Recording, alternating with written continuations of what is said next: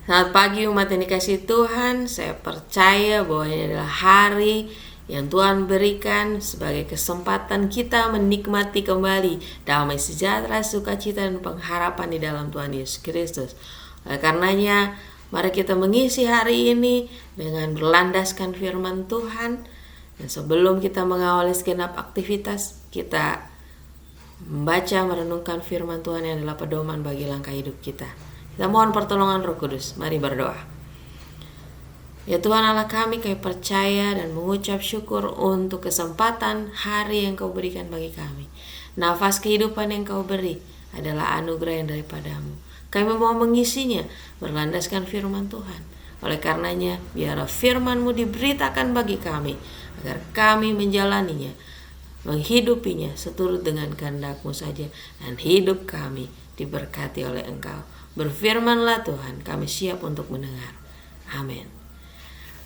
Umat yang kasih Tuhan, bacaan Alkitab pada hari ini terambil dari Kitab Hakim-Hakim pasal 6 ayat 1 sampai dengan 16. Saya akan bacakan bagi kita sekalian. Gideon diangkat menjadi hakim. Tetapi orang Israel melakukan apa yang jahat di mata Tuhan. Sebab itu Tuhan menyerahkan mereka ke dalam tangan orang Midian 7 tahun lamanya. Dan selama itu orang Midian berkuasa atas orang Israel. Karena takutnya kepada orang Midian itu, maka orang Israel membuat tempat-tempat perlindungan di pegunungan, yakni gua-gua dan kubu-kubu. Setiap kali orang Israel selesai menabur, datanglah orang Midian dan orang Amalek dan orang-orang dari sebelah timur, lalu maju mendatangi mereka. Berkemahlah orang-orang itu di daerah mereka dan memusnahkan hasil tanah itu sampai ke dekat Gaza, dan tidak meninggalkan bahan makanan apapun di Israel, juga domba atau lembu atau keledai pun tidak. Sebab orang-orang itu datang maju dengan ternaknya dan kemahnya, dan datangnya itu berbanyak-banyak seperti belalang. Orang-orangnya dan unta-untanya tidak terhitung banyaknya. Sekaliannya datang ke negeri itu untuk memusnahkannya. Sehingga orang Israel menjadi sangat melarat oleh perbuatan orang Midian itu. Lalu berserulah orang Israel kepada Tuhan. Ketika orang Israel berseru kepada Tuhan karena orang Midian itu, maka Tuhan mengutus seorang nabi kepada orang Israel yang berkata kepada mereka, "Beginilah firman Tuhan orang Israel, Akulah yang menuntun kamu keluar dari Mesir dan yang membawa kamu keluar dari rumah perbudakan. Aku melepaskan kamu dari tangan orang Mesir dan dari tangan semua orang yang menindas kamu, bahwa aku menghalau mereka dari depanmu dan negeri mereka kuberikan kepadamu. Dan aku telah berfirman kepadamu, Akulah Tuhan Allahmu, maka janganlah kamu menyembah Allah orang Amori yang negerinya kamu diami ini. Tetapi kamu tidak mendengarkan firman-Ku ini." Kemudian datanglah malaikat Tuhan dan duduk di bawah pohon terbantin di Ofra, kepunyaan Yoas, orang Abiezer itu. Sedang Gideon, anaknya, mengirik gandum dalam tempat pemerasan anggur agar tersembunyi bagi orang Midian. Malaikat Tuhan menampakkan diri kepadanya dan berfirman kepadanya, "Demikian, Tuhan menyertai engkau, ya pahlawan yang gagah berani." Jawab Gideon kepadanya, Tuhanku, jika Tuhan menyertai kami, mengapa semuanya ini menimpa kami? Di manakah segala perbuatannya yang ajaib yang diceritakan oleh nenek-nenek moyang kami kepada kami? Ketika mereka berkata, "Bukankah Tuhan telah menuntun kita keluar dari Mesir? Tetapi sekarang Tuhan membuang kami dan menyerahkan kami ke dalam cengkraman orang Midian." Lalu berpalinglah Tuhan kepadanya dan berfirman, "Pergilah dengan kekuatanmu ini dan selamatkanlah orang Israel dari cengkeraman orang Midian. Bukankah aku mengutus engkau?" Tetapi jawabnya kepadanya, Tuhanku, dan apakah akan kuselamatkan orang Israel? Ketahuilah, kaumku adalah yang paling kecil di antara suku Manasye, dan aku pun seorang yang paling muda di antara kaum keluargaku. Berfirmanlah Tuhan kepadanya, "Tetapi akulah yang menyertai engkau, Sebab itu engkau akan memukul kalah orang Midian itu sampai habis.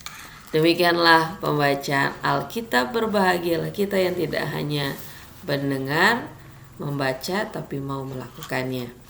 Umat yang dikasihi Tuhan,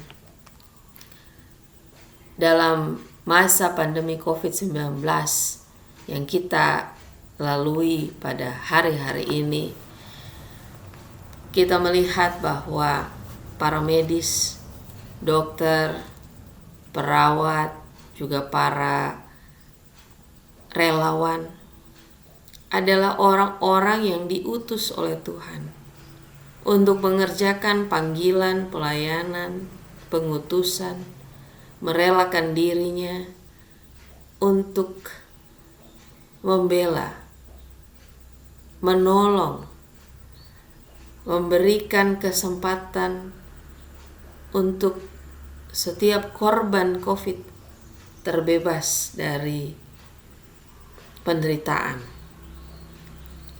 Dan juga kehadiran mereka untuk memberikan kesempatan bagi orang-orang yang tidak menderita COVID untuk tetap hidup dan menikmati hari-hari yang masih Tuhan anugerahkan. Kita melihat bahwa dokter dan perawat serta para relawan diutus oleh Tuhan mengerjakan panggilan pengutusan ini tanpa pamrih. Bahkan mereka dengan rela bisa saja kehilangan nyawanya. Bak seorang pahlawan yang berangkat ke medan perang, yang kapan saja harus bersedia untuk merelakan nyawanya demi kehidupan banyak orang. Dalam pembacaan kita pada hari ini juga, kita melihat bagaimana Tuhan hendak melakukan pembebasan bagi Israel yang mengalami penindasan selama 7 tahun lamanya dari bangsa Midian. Bangsa Israel pada saat itu mengalami penindasan yang amat sangat, karena ketika mereka telah melakukan panen, beternak, berupaya untuk memelihara kehidupan, namun ternyata orang Midian yang datangnya sangat banyak, mengambil dan merampas semua hasil panen dan hasil ternak mereka. Tidak tersisa satupun. Mereka mengalami penindasan dan penderitaan yang amat sangat. Ketika harta benda mereka dirampas dan makanan pun, bahan makanan pun tidak tersisa bagi mereka. Hal ini membuat mereka berseru kepada Tuhan. Memang penderitaan dan penindasan yang dialami ini, kalau kita baca di ayat yang pertama dan kedua, adalah konsekuensi dari ketidaktaatan dan ketidakpatuhan Israel kepada Tuhan. Mungkin mereka hidup di dalam ketidakbenaran. Mereka hidup pada penyembahan-penyembahan kepada dewa-dewa lain, sehingga mereka mengalami penderitaan. Seperti yang dikatakan oleh firman Tuhan dalam Roma, bahwa upah dosa adalah maut, bukan kematian. Kata maut di sini bisa juga berarti satu penderitaan, kesusahan, sebuah keadaan yang jauh daripada Tuhan, sehingga hidup mereka berada dalam maut, berada dalam penderitaan. Dan dalam keadaan ini, Tuhan sendiri yang akhirnya bertindak. Tujuannya apa?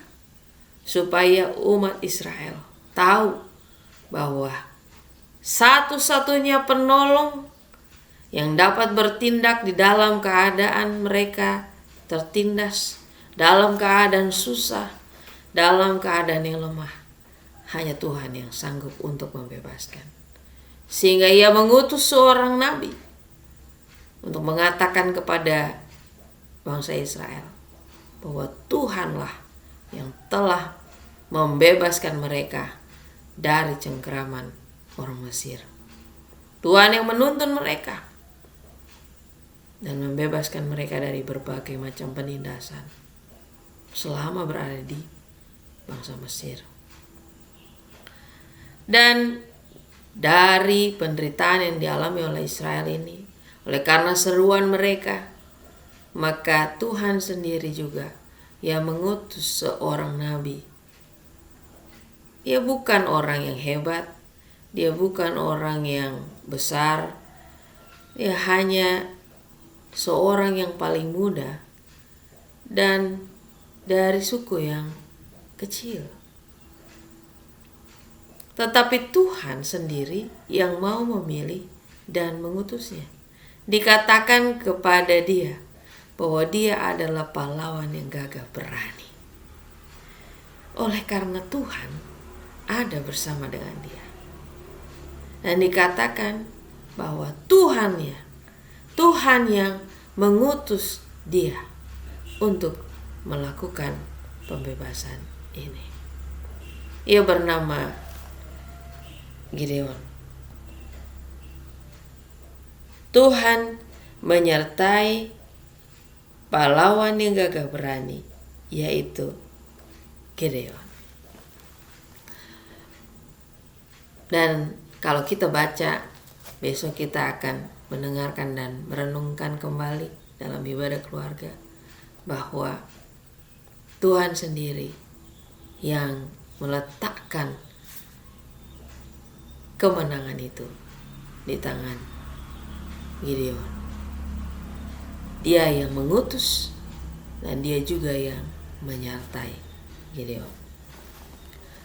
Umat yang dikasihi Tuhan,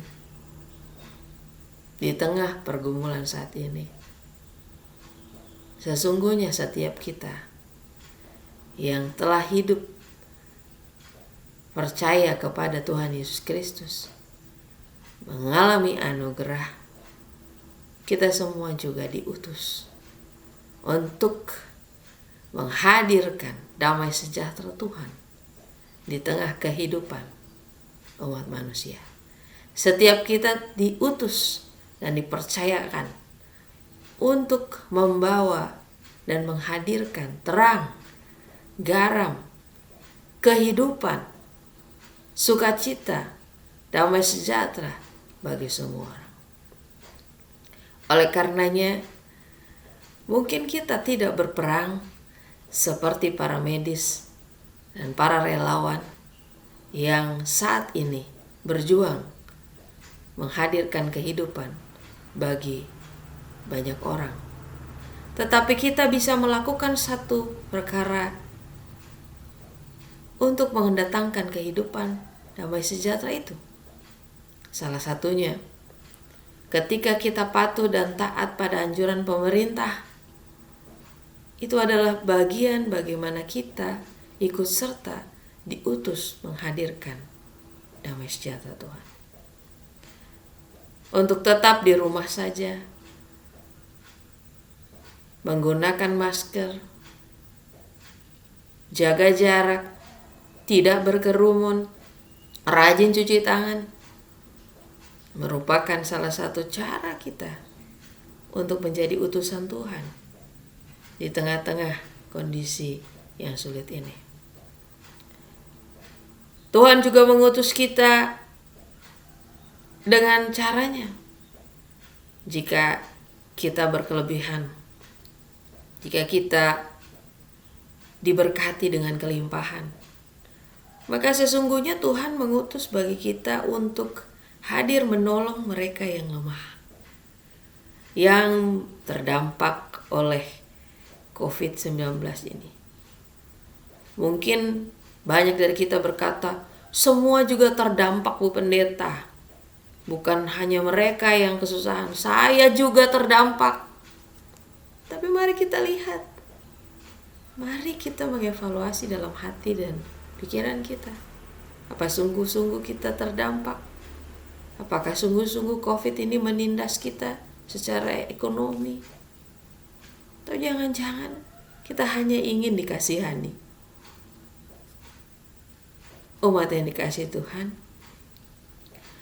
bagi kita yang berkelebihan, yang masih berkecukupan, yang masih Tuhan berikan pekerjaan, yang masih menerima penghasilan walaupun mungkin tidak lebih atau dipotong, yang masih bisa memiliki makanan dan minuman yang cukup. Hari-hari ini Tuhan utus kita untuk membantu mereka yang berkesusahan. Tuhan juga mengutus kita untuk melakukan hal yang kecil tetapi berdampak besar, yaitu berdoa. Berdoa bagi bangsa ini, bagi dunia, bagi mereka yang Tuhan utus untuk berperang, untuk menghadapi pandemi ini.